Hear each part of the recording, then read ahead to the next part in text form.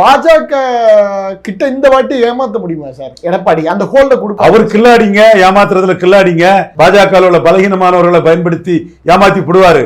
ஏமாத்த விடக்கூடாதுங்கிறதுக்காக மோடிக்காக நம்ம நிக்கிறோம். ஓ, அப்ப இந்த வாட்டியும் ஒரு லூப் ஹோல் நீங்க கொடுத்துதான் இருக்கீங்க. இந்த வாட்டியும் எங்க ஆட்கள் நிறைய பேரு இப்போ நயினாரு அவர் தலைவரா இருக்கும் போது சாதிக்கணும் தான் நினைப்பாரு.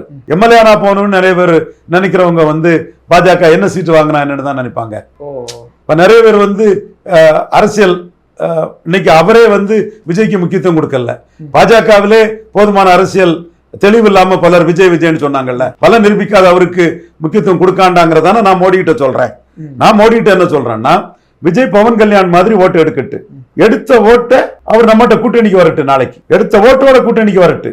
1-1 தான் ஸ்டாலினை தோக்கடிக்க முடியும். பெரும்பாலும் ஸ்டாலின் ஜெயிக்க தான் வாய்ப்பு ஜாஸ்தி. அப்ப ஸ்டாலின் ஜெயிக்கிற பட்சத்துல 29 மக்களவையில ஸ்டாலினை தோக்கடிக்கிறதுக்கு விஜய் எடுக்கக்கூடிய ஓட்டு பலன் வரும். அதைத்தான் மோடி இப்ப மதிப்பு கொடுக்கிறாரு.